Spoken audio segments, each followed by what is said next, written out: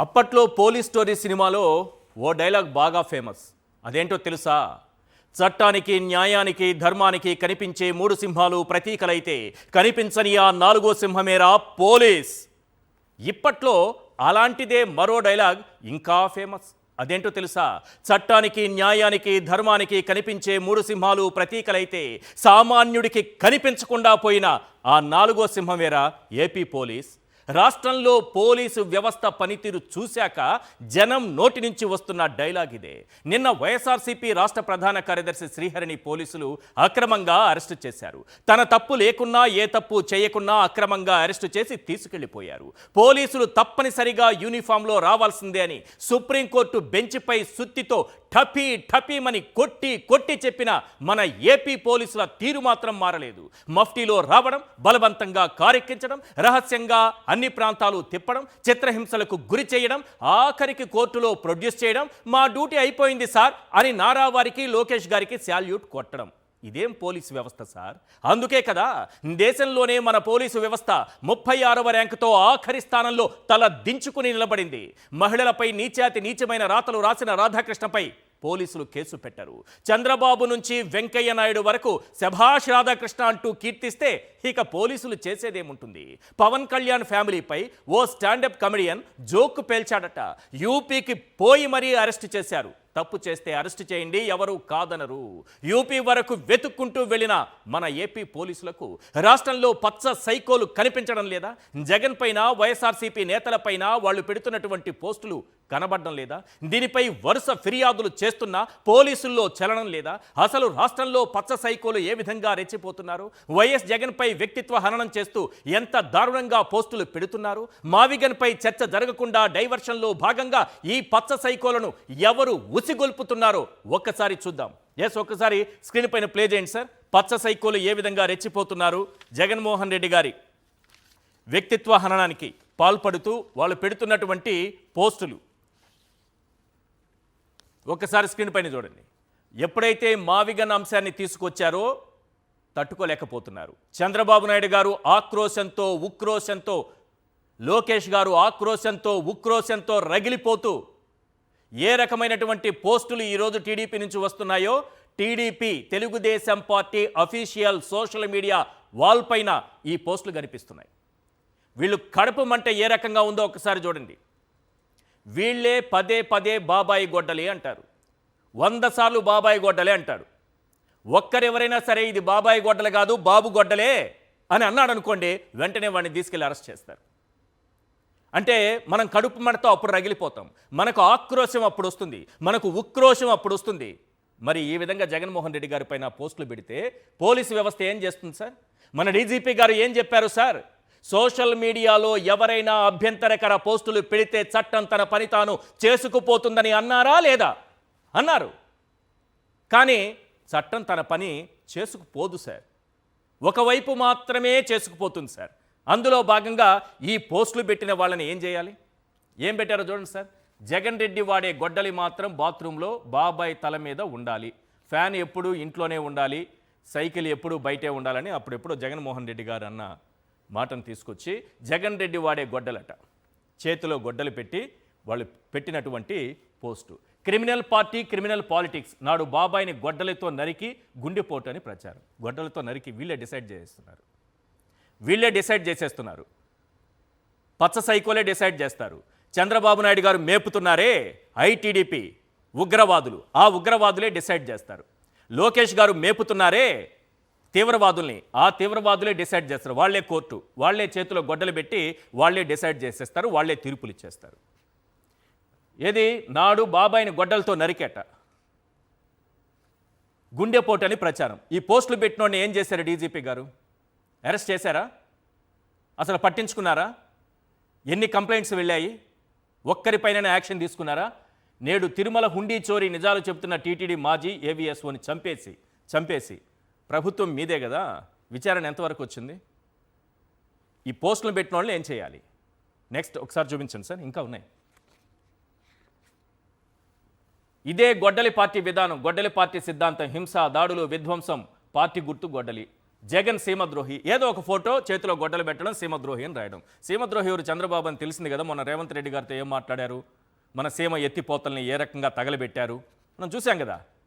కానీ సీమద్రోహి జగన్ అని చెప్పడం, ఒక గొడ్డలు చేతిలో పెట్టడం. నెక్స్ట్ ఇది చూడండి, తెలుగుదేశం పార్టీ, ఇవన్నీ కూడా చూడండి. టీడీపీ నుంచి Telugu Desam party official social media నుంచి వస్తున్నటువంటి పోస్టులు. బాగుందయ్యా గొడ్డలి మావయ్య అట. ఈయన నీకు 15,000, నీకు 18,000 మంత్రి. ఈయన భాగవతం ఇంకా చాలా ఉంది, చూపిస్తాను ఈయన గురించి. ఈయన అత్యంత కామెడీ చేసినటువంటి, ఎన్నికలకు ముందు కామెడీ చేసినటువంటి ప్రస్తుతం మంత్రి గారు. ఈ కామెడీ చేసినటువంటి మంత్రి గారు గతంలో ఏం చేశారనేది కూడా చెప్తా. గొడ్డలి పార్టీ గురించి పోసగుచ్చినట్లు వివరిస్తున్న గొడ్డలి పార్టీ సీనియర్ నేతలు బొత్స ధర్మాన అట. గొడ్డలి పార్టీ అంట డిసైడ్ చేశారు. ఇంకా చాలా ఉన్నాయి. ఇప్పుడే కుప్పం కోర్టు శ్రీహరికి బెయిల్ మంజూరు చేసింది. మీ ఇష్టం వచ్చినట్టు కేసులు పెట్టి తీసుకొస్తే కుదరదు. మీరు ఎవరిపైనైతే కేసు పెట్టి ఏవన్గా తీసుకొచ్చారో అతనికే స్టేషన్ బెయిల్ గిరీష్కి ఇచ్చిన తర్వాత అతని కన్ఫెషన్ ఇచ్చాడని పూడి శ్రీహరిని తీసుకొచ్చి మళ్ళీ అరెస్ట్ చేసి కోర్టుకు తీసుకొస్తారా అని చెప్పి కోర్టు అప్పటికప్పుడే సుత్తితో బెంచ్ పైన టపీ టపీ టపీమని కొట్టి పోలీసులకు ఒక వార్నింగ్ ఇచ్చి బెయిల్ ఇచ్చి పంపించింది. ప్రస్తుతం పూడి శ్రీహరి గారు మీడియాతో మాట్లాడుతున్నారు. ఒకసారి ఆ లైవ్ చూద్దాం. ఇవాళ కూడా ఈ కేసుకి సంబంధించి వివరాలు అడిగితే నేను చెప్పాను, నా నిర్దోషిత్వాన్ని నిరూపించుకోవటానికి వాళ్ళు అడిగిన అన్ని రకాల సమాచారం ఇవ్వడానికి నేను సిద్ధంగా ఉన్నానని చెప్పాను. స్పష్టత ఏంటంటే, ఏదైతే అభియోగాలు ఎదుర్కొంటున్న పోస్టింగ్ ఉందో ఆ పోస్టింగ్ తయారీలో కానీ, దాన్ని ఇతరులకు పంపించడంలో కానీ, లేదా దాన్ని నేను పోస్ట్ చేయటం కానీ, ఈ 3 పనులు కూడా నేను చేయలేదండి. ఈ పనే కాదు, ఎప్పుడు కూడా చేయలేదు. నేను ఎప్పుడు కూడా నేను చెప్తున్నాను, జర్నలిస్టు విలువలకు లోబడే పని చేస్తున్న తప్ప బయట ఉన్నాను. ఇంతకు మించి నేను ఎక్కువ మాట్లాడడం కరెక్ట్ కాదు. మిగతా విషయాలన్నీ కూడా లాయర్ గారు ఇక్కడ పనవల్ సుధాకర్ రెడ్డి గారు అండ్ భరత్ అనే లోకల్ లీడర్ ఉన్నారు, వాళ్ళిద్దరు మాట్లాడతారు. అంటే చట్టాన్ని గౌరవించే వాళ్ళు, చట్టాన్ని రక్షించే వాళ్ళు, రెస్పెక్ట్ చేయాలి, సిస్టమ్స్ని గౌరవించాలి అన్న భావజాలం ఉన్న మనుషుల్లో నేను కూడా ఒకనండి. నిజంగా ఆ రకమైన దీనికి కానీ లేకపోతే దర్యాప్తుకి కానీ దేనికి కూడా నేను పర్టికులర్గా సహకరిస్తానని చెప్పాను. కోర్టు వరకు కూడా అదే విషయాలు చెప్పడం జరిగింది. కాకపోతే ఇది దురదృష్టకరం, ఇలాంటి సీనియర్ జర్నలిస్టుల మీద. బేసిక్ ఇప్పుడు నన్ను పొలిటీషియన్ అనొచ్చు, కానీ నేను పొలిటీషియన్ అయినా, పొలిటికల్ పదవిలో ఉన్నా నేను చేసే పని జర్నలిజమే, వేరే పని నేను చేయను. నాకు అప్పగించిన బాధ్యత కూడా జర్నలిస్ట్గా రెగ్యులర్గా ఇందాక మీకు చెప్పినట్టుగా సీనియర్ జర్నలిస్టులు ఎడిటర్లు ఏ పని చేస్తారో అదే పని చేస్తారు, అంతకుమించి వేరే పని చేయను. సో జర్నలిస్టుని ఇలా వేధించడం అనేది కరెక్ట్ కాదు. ముఖ్యంగా ఉత్తరాంధ్ర ప్రాంతం నుంచి, వెనుకబడ్డ ప్రాంతం నుంచి వచ్చిన మాలాంటి వాళ్ళకి ఎవరో ఒకరు పైకి లాగుతుంటారు. ఇప్పుడు ఏ దశాబ్దానికో లేకపోతే ఏ శతాబ్దానికో ఏ అర్ధ శతాబ్దానికో ఒక నాయకుడు మాలాంటి వాళ్ళని ఏమన్నా గుర్తించి పైకి లాగుతున్నప్పుడు మాలాంటి వాళ్ళని ఇట్లా హెరాస్ చేయడం అనేది ఇబ్బందికరంగా ఉంది. సో నేను ఆత్మవిశ్వాసంతో ఉన్నాను, ధైర్యంగా ఉన్నాను. ఎందుకంటే జగన్ గారి వెనకాతలు నడిచినప్పుడు ఆయన శ్వాస తగిలినా, ఆయన మాట విన్నా, ఆయన దేహం పక్కన నడిచినా చాలు. ధైర్యం లేనివాడికి ధైర్యం వస్తుంది, ధైర్యం ఉన్నవాడి ధైర్యం మరింత రెట్టింపు అవుతుంది. దీన్ని బలంగా నమ్మి మేము అడిగేస్తాం. ఎప్పుడు కూడా తప్పులు చేయాల్సిన అవసరం మాకు లేదు. దయచేసి వ్యక్తిత్వ హననం చేయడానికి ప్రయత్నించేవాళ్ళు ఎవరైనా సరే, నా మీద కథనాలు రాయాలనుకున్న వాళ్ళు ఏదైనా సరే,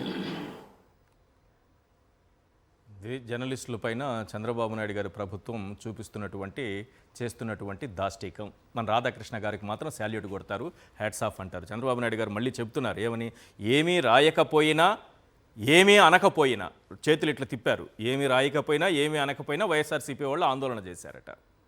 రాధాకృష్ణ గారు ఏం చేయలేదట. మళ్ళీ చంద్రబాబు నాయుడు గారు వాయిస్ ఒకటే ఉంటే సరిపోదు, దానికి బలం రాదని వెంకయ్య నాయుడు గారు వచ్చి ఆయన కూడా ఇది తప్పు అంటున్నారు. మరి సాక్షి పైన దాడి చేసి నిప్పు పెట్టినప్పుడు వెంకయ్యనాయుడు గారు ఎక్కడున్నారో పాపం, బహుశా ఏపీలో లేకపోయి ఉండొచ్చు ఆ టైంలో. ఇప్పుడు ఉన్నారేమో ప్రజెంట్, అందుకే మాట్లాడుండొచ్చు. రైట్, ఒకసారి జగన్మోహన్ రెడ్డి గారి పైన పెట్టిన పోస్టులని కంటిన్యూ చూద్దాం. రైట్, 2025 ఇవన్నీ కూడా ఇటు చూడండి, ఇక్కడ చూడండి, అవే శవ రాజకీయాలు, అవే బెదిరింపులు, అవే గొడ్డల వేటు. నీ క్రెడిట్ని ఎవరూ చోరీ చేయలేరు జగన్, బాబాయిని నువ్వే వేట్లు కుట్లు వేయించి తర్వాత దండ వేశావంట.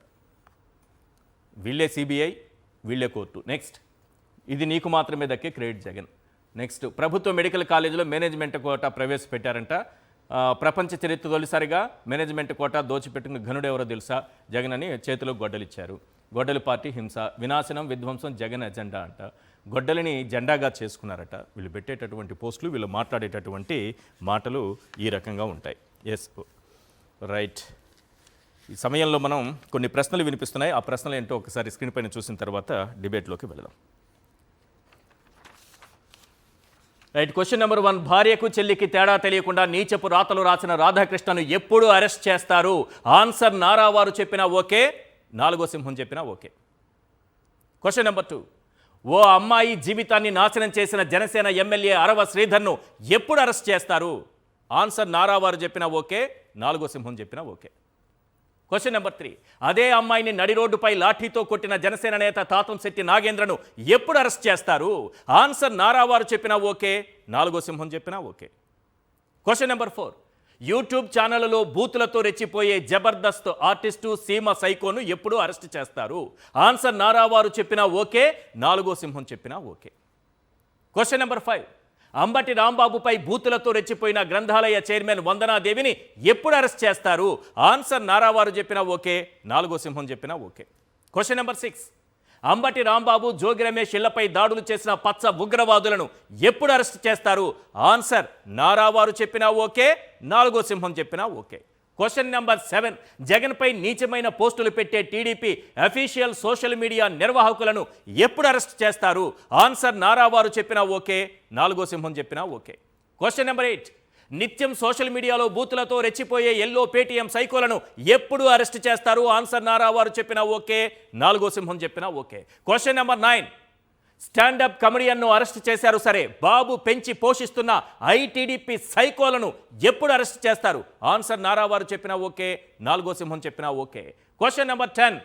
ఏ తప్పు చేయకున్నా వైఎస్ఆర్సీపీ రాష్ట్ర ప్రధాన కార్యదర్శి శ్రీహరిని ఎందుకు అరెస్ట్ చేశారు? ఆన్సర్ నారావారు చెప్పినా ఓకే, 4వ సింహం చెప్పినా ఓకే. రైట్, ఈ అంశాలపైన మాట్లాడదాం.